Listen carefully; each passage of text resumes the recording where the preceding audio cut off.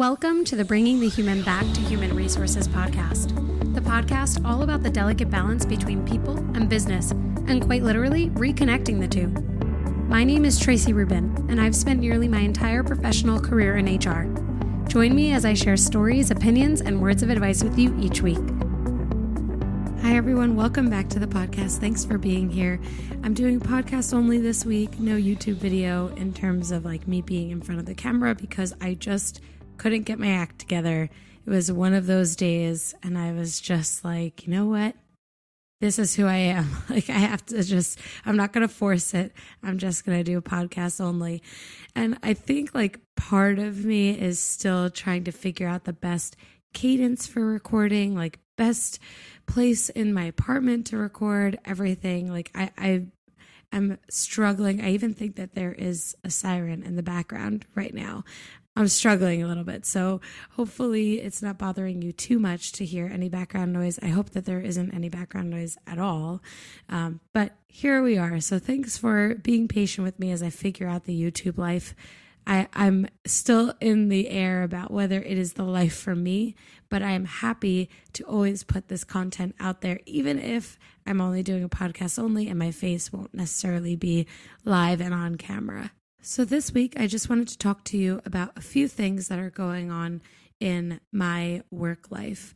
So one of the reasons why it's going to be a super busy week is because I'm onboarding a new HR consultant. And if you've been listening for a while, this is probably the second or third time that you're hearing me say that.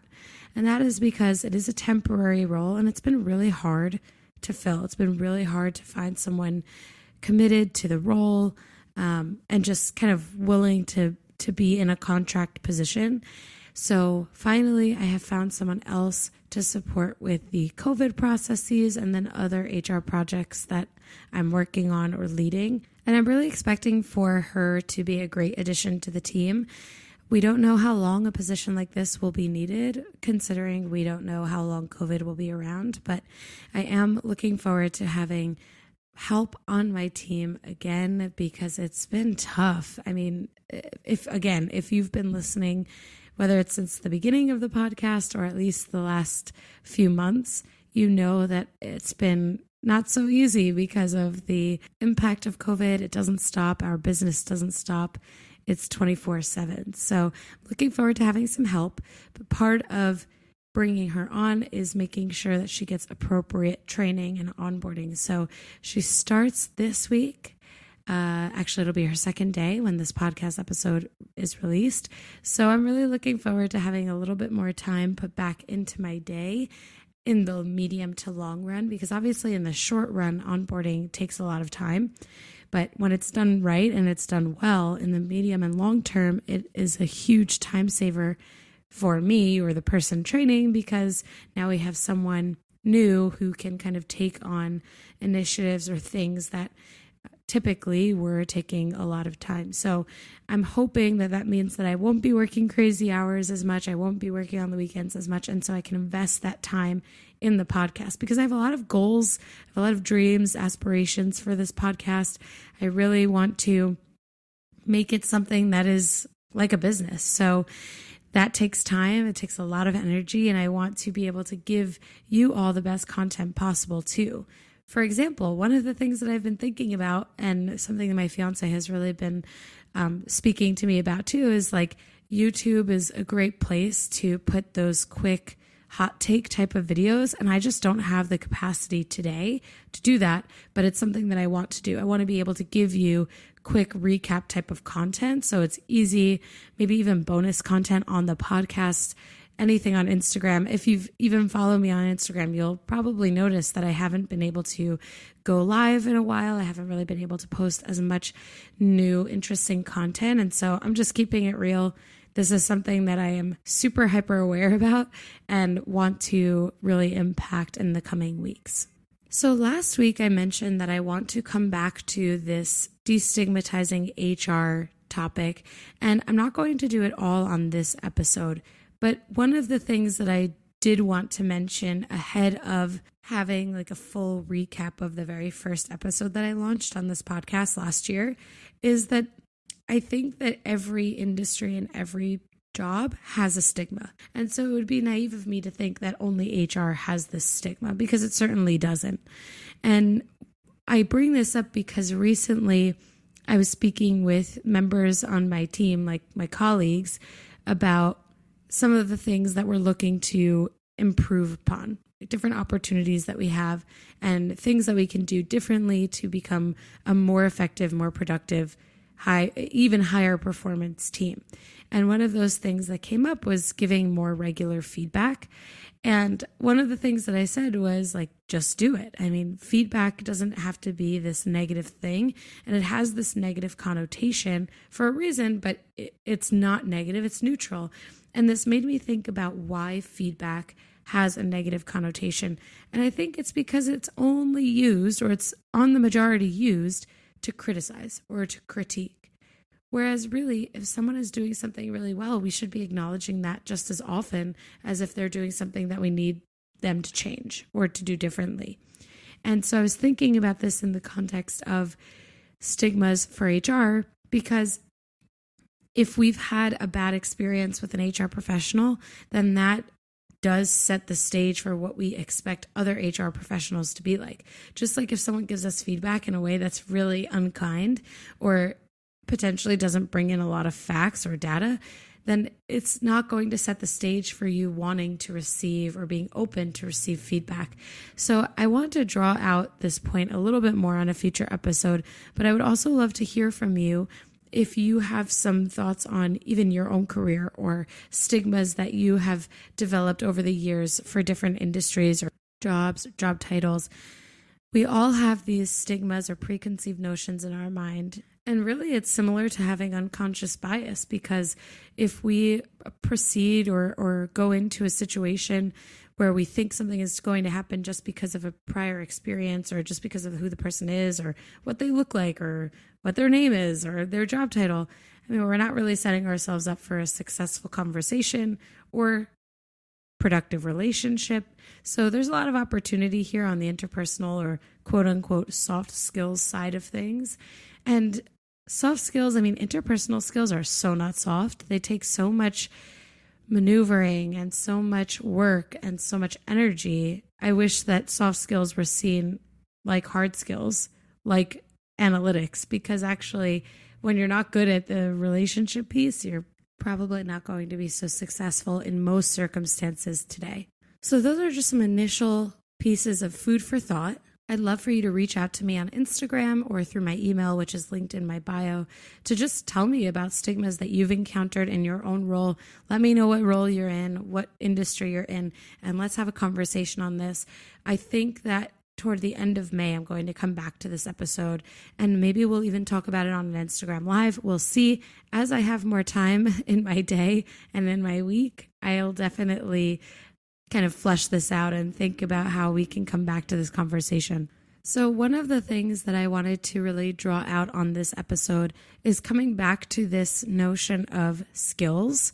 And I'll answer some questions at the end that are specifically related to skills and credentials and different things like that. But interestingly enough, the Human Times newsletter, which I have shared with you all before on a few episodes ago, they recently published an article that talks about how more employers are focusing on skills rather than credentials. And this is pretty much exactly what I'm trying to point out, that skills play a huge role in someone's ability to work or be on the job, let's say. And when I think about resumes that I've seen, when I think about my own experience as an HR professional, I find skills or skill experience with using certain skills to be so much more valuable than other potential credentials. So when I think about skills, some of the first ones that come to mind are the interpersonal skills, are relationship building skills, are skills or, systems maybe that have been leveraged before. So let's say you are an HR professional and you have experience with UKG, which is an HRIS system, UltiPro / Kronos, they've merged. And that is a skill to me, being able to know your way around a system or a tool like UKG is a skill set, because when you think about entering onto the job, the more you know coming into it, the better in certain circumstances. And so when I think of skills compared to credentials, for example, it's like having a proven track record for being able to build relationships versus 6 years on the job. What does 6 years actually tell us? What does 5 years actually tell us? Can you speak to the behaviors or the things that you've done or how you act in certain scenarios that will help an employer or hiring manager to better understand what it is that you're going to bring to the table? So in the newsletter, and I will, as you know, link everything in the show notes, but this specifically is referenced with regard to degree requirements. And this, I think, is a super fascinating topic because there is always this question. I think it's an evergreen question, never dies. Do people need a college degree to do certain jobs? And if you were to ask me about an HR job, if someone has had experience, maybe they started out as an admin and they've grown and they've grown and they've grown, but they never went to college, I don't know that they need a college degree. I don't actually even know if they need a college degree without that entry level experience. Maybe it depends on the industry. Maybe it depends on the level of HR job, for example. But actually, if you have the tact and you have the resourcefulness and you have the strategic approach to things, I don't think that you need a college degree to do the things that an HR professional does day to day. Again, depending on what the job is. When I think of a payroll job, for example, can someone be able to learn on the job? Can they prove their knowledge through a test or an exam before being hired? Maybe. And I would argue that if they can perform in a scenario that tests their knowledge and their aptitude for the role, that potentially replaces the need for a degree. I mean, at this point at least in the American culture, it almost feels like every single person needs to be college educated to get a job that they want. Let's take trades out of it, because obviously you can go to trade school, you can get your GED. There's so many things that you can do outside of college if you know that you don't want to go into a certain profession as it stands today. Because we also know that certain professions require college degrees. My job required a college degree, but I didn't think about it because I went to college because I knew that I was going to go to college. I didn't have, in my mind, a different option, although there are certainly other options. And so I wonder if there was this shift in requirements that allowed people who didn't have a college degree or don't have a college degree to be considered for the opportunity. It begs the question of whether you actually need a college degree in order to place in what is considered like a corporate environment. Let's just generalize it in that way, because certainly there are jobs that you don't need college degrees for. Even in retail management, you don't necessarily need a college degree, especially if you grow from one position up the ranks. I saw in my Target experience a lot of people who never went to college who were highly successful managers in major Target stores. So I don't know. I don't know that I believe that everyone needs a college degree or that you even need a college degree to be a strong performer, because actually when I think about what I do and what I learned in college and grad school, yes, are there certainly things that I use from those educational experiences in my day-to-day? Absolutely. But did I need the college degree? Did I need a graduate degree? Not necessarily. Actually, if you go back to one of my previous episodes, I think it was, I don't know, probably in the teens. It was before I hit 20 episodes for sure. I talked about how I earned my master's degree, and someone asked me if it's necessary to have a master's, if it's necessary to have a certification in order to be an HR professional. And I was like, no, it's not. I went for my master's because I wanted to continue my education. I wanted to have more than a bachelor's degree. And so I went.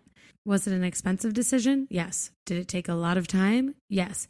But did I want to do it? Also, yes. That was a personal decision, but I certainly didn't go to grad school because I thought that it was going to push me further in my career. Now, there are certain areas or positions in HR that do require or are more easily attained through or after receiving certifications. But again, I think that resourcefulness and being able to learn without having a certification or a certain degree is totally possible.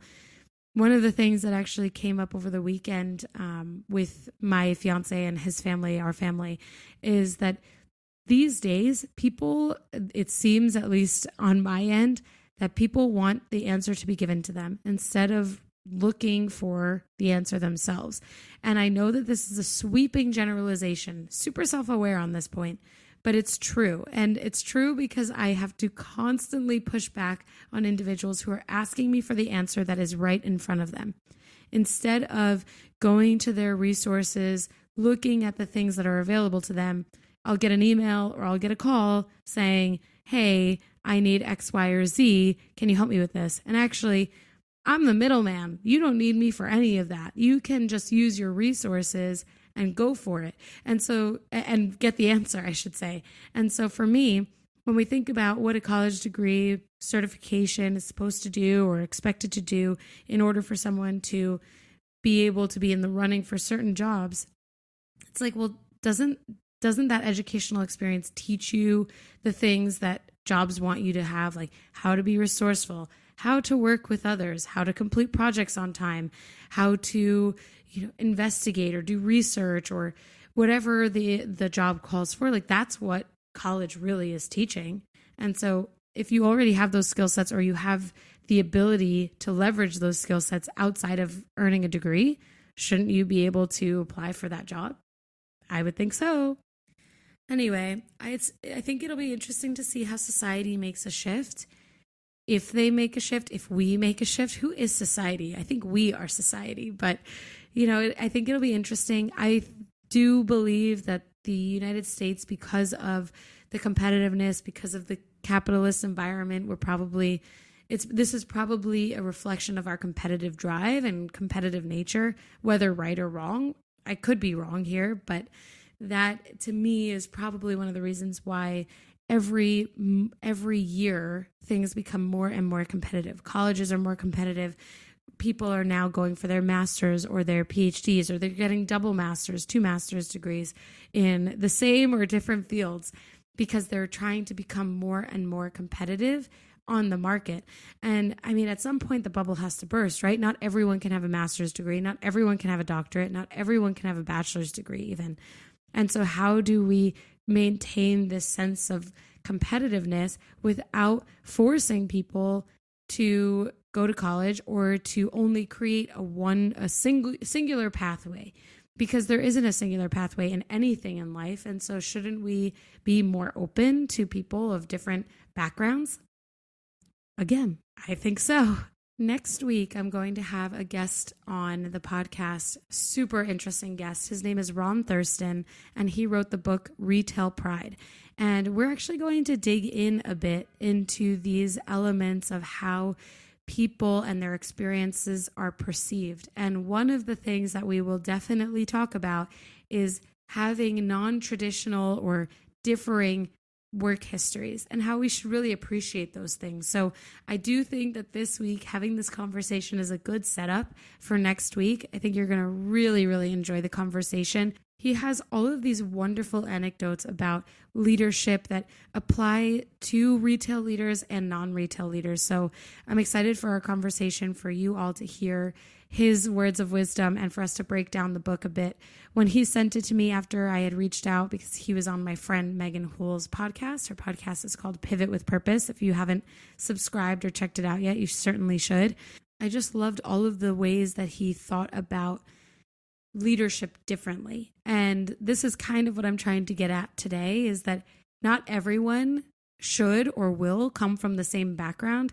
And that's where the value is added, in my opinion. I switched from Target to a fashion retailer. I mean, those are 2 totally different types of retail. And it was not easy. I was met with a lot of questions around, how are you going to make the transition? It's different type of retail. But I have to tell you, it's not that different. We're leading people, we're leading teams, we're selling consumer goods.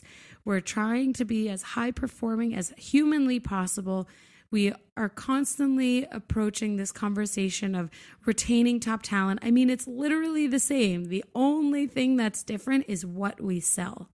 And for me, this is the biggest thing that I try to put out there, is that just because you come from a different background or a different type of retailer or a different industry doesn't mean that you don't have the transferable skill set.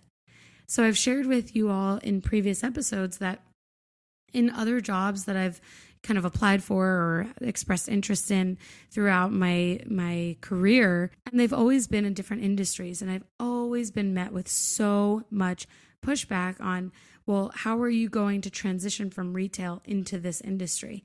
And to me, it's like, why are people looking at things so close-mindedly? Like, I have transferable skill sets. Someone has transferable skill sets. That is where the magic happens. Having diversity of thought. I say this all the time on this podcast. Having diversity of thought is where the magic happens, when you have people from different backgrounds coming into your industry and really challenging the status quo. That's where progress is made. That's where growth happens. And so I'm really excited about next week. So if you haven't subscribed to the podcast yet, maybe this is the first episode you're listening to, welcome.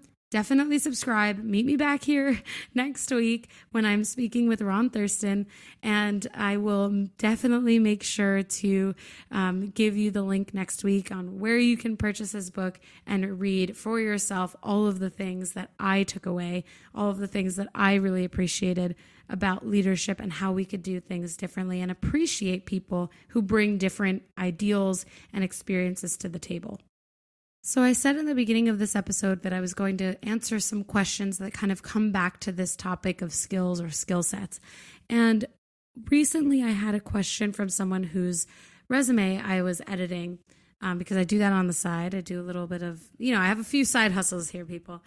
And one of the questions she asked me was, what skill sets should I be portraying on my resume? Like, when it says skills, what do I put there?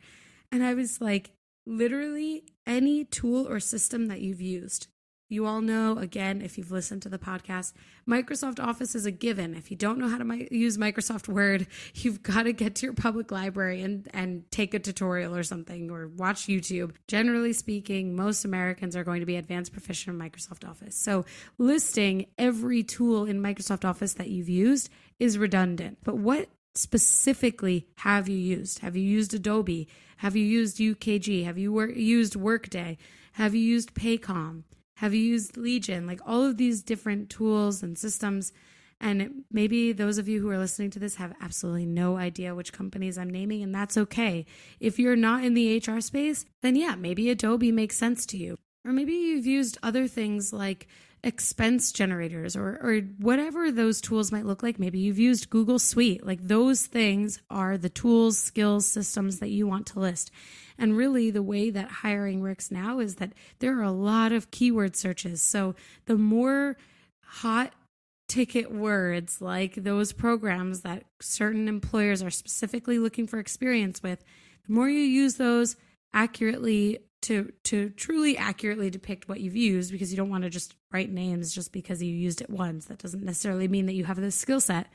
You list those things, and hopefully the AI behind these applicant tracking systems, behind these companies that help recruiters find good matches for jobs, will mean that you are then selected through those keyword searches. So that was what I said to her. She also asked, well, gosh, how do I frame my resume in a way that's eye-catching? And I think I said this on a previous episode. In my opinion, you put the title of your job ahead of the company that you worked for. And I've seen a lot of people do it in many different ways. My preference, the way that I always recommend whenever I'm editing someone's resume, is that the job is the thing that catches the person's eye, because it's the job that is most relevant based on what the recruiter is looking for. And for example, when I was coming from Target, I didn't use the term executive team leader, which is what internally Target used to define an HR manager or HR generalist. I said HR manager / HR generalist, because someone outside of Target is not going to have any idea what an executive team leader of HR even is or means. And so thinking about your resume through the lens of your audience is the best advice that I can give you. If you're sending your resume to an industry or a hiring manager in a different industry and you're worried that they're not going to first read your transferable skill sets, you need to adjust your resume to appeal to the industry type or the person reading your resume. And I've said this before too, that your resume is not necessarily a recap on the past. It's a reflection on the go forward, on the future of what you want. And so when you think about how you recap your experience, you have to always put yourself in the shoes of the person reading your resume, the person that you expect to read your resume, and what you want them to take away from your resume. So that said, I hope that some of those tips help you, especially if you're in the market for a new job, if you're trying to edit your resume.